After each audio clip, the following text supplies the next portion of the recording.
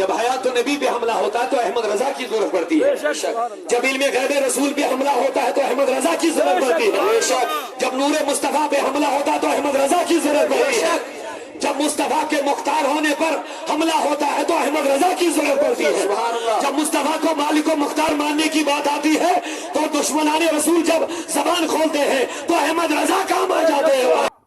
آنکھیں کھولیے، انصاف کا چشمہ لگائیے۔ مجھے بڑا افسوس یہ بھی ہو رہا ہے بہت بڑے سنی اپنے آپ کو کہنے والے بھی احمد رضا سے چڑھ رہے ہیں، بے شک، کیونکہ ان کو پتہ ہی نہیں ابھی تک احمد رضا کی شخصیت کا نام ہے، چل رہے ہیں ان کو پتہ ہی نہیں، وہ سمجھتے شاید کچھ اور ہے۔ میں نے کہا مسلک اعلیٰ حضرت ہی مسلک غوث اعظم ہے، مسلک اعلیٰ حضرت ہی مسلک خواجہ اجمیری ہے۔ تو ترجمہ قرآن کا کیا ہے، بس اسی کو آپ پڑھیں، اس کتاب میں اعلیٰ حضرت کی تو کم سے کم 1200 کتابیں ہیں، لیکن کم از کم میں پڑھے لکھے نوجوانوں کو یہ بات بتانا چاہوں گا اور بابا کے دہل ان کو میں دعوے کے ساتھ کہہ رہا ہوں، صرف اعلیٰ حضرت صاحب نے اس ترجم کو مجھ قرآن باکس باقی ساری اردو ترجمہ نہیں ہوگا کیا؟ پھر ان کے اندر دیکھیں انہوں نے توحید کا کتنا لحاظ کیا، پھر احمد رضا کے کنز الایمان کا ترجمہ دیکھ لیں، میں دعوے کے ساتھ کہہ رہا ہوں وہ توحید کے معاملے بھی میں اعلیٰ حضرت کا مقابلہ نہیں کر سکتے۔ سبحان اللہ، عشق محبت، عشق محبت، عشق محبت، عشق محبت، مسلک اعلیٰ حضرت۔ ان کا صرف دعویٰ ہے، توحید پہ احمد رضا نے کام کیا ہے، اونچا نہیں بولا آپ نے سبحان اللہ۔ اب وقت نہیں بچا، سورہ بقرہ گوڑ نیچے رکو آیت دم جلدی بس ادھر بانے پھر توحید کی خدا لے آؤ، جلدی میں عرض کروں ان الذین کفروا سواء علیہم انذرتهم ام لم تنذرهم لا یؤمنون۔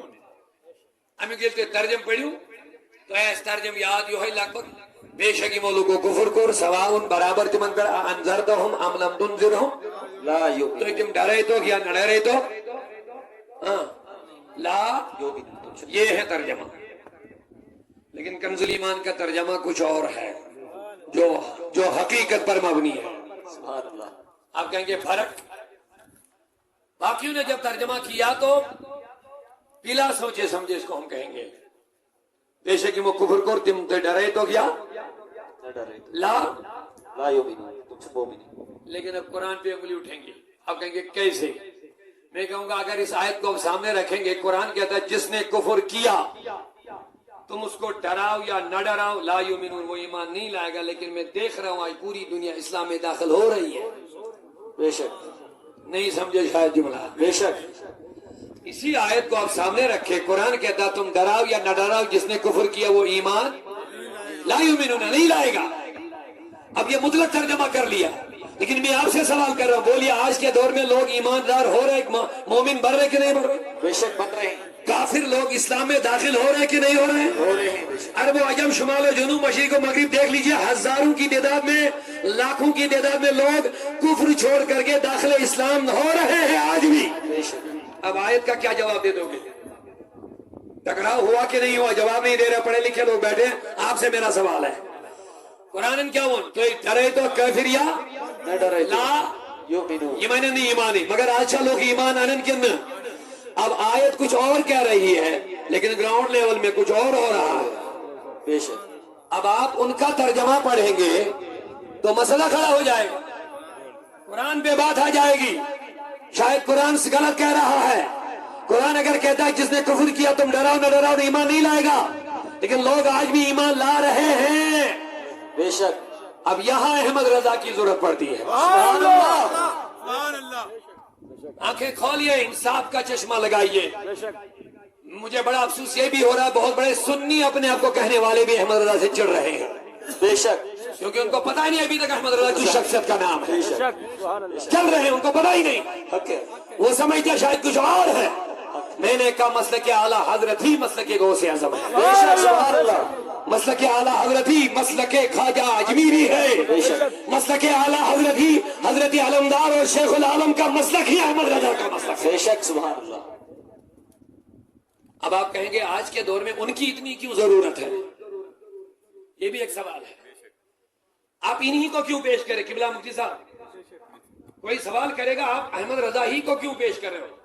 میں نے کہا اگر احمد رضا کے بغیر کسی نے اس آیت کا صحیح ترجمہ کیا تو مجھے دے دو، میں لے لوں۔ سبحان اللہ اگر ہے کوئی جس نے بہترین ترجمہ اس کا کیا احمد رضا کے زمانے میں یا اس کے بعد بھی، جو قرآن کا ترجمے کا حق ادا کیا ہو تو لا میں اس کو بھی پیش کرتا ہوں، لیکن ہر کسی نے بگاڑ دیا ترجمہ، تو احمد رضا کھڑے ہو گئے۔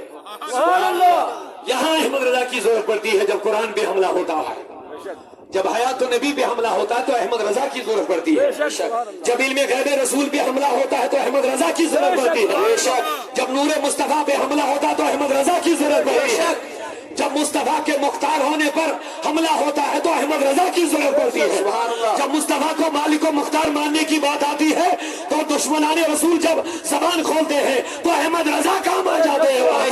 سبحان اللہ یا رسول اللہ۔ دو آیتیں زندہ باد۔ بس دو آیتیں جلدی سے۔ ان الذین کفروا سواء علیہم اانذرتہم ام لم تنذرہم لا یؤمنون تو ایک ڈریتو یا نریتو لا یؤمنون مطلق ترجمہ یمو لوگو کفر کو بس کوئی اتمز ترجمہ یمو لوگو کفر کو اتمز ایسے نہیں کرتے تو ایک ڈریتو نریتو کی معنی انہیں ایمان مگر لوگ چی ایمان آج تھے۔ میں نے کہا اب کیسے آیت کا ترجمہ صحیح ہوگا تو احمد رضا نے کہا ان الذین کفروا جن کا مقدر کفر بن گیا ہے۔ سبحان اللہ سبحان اللہ۔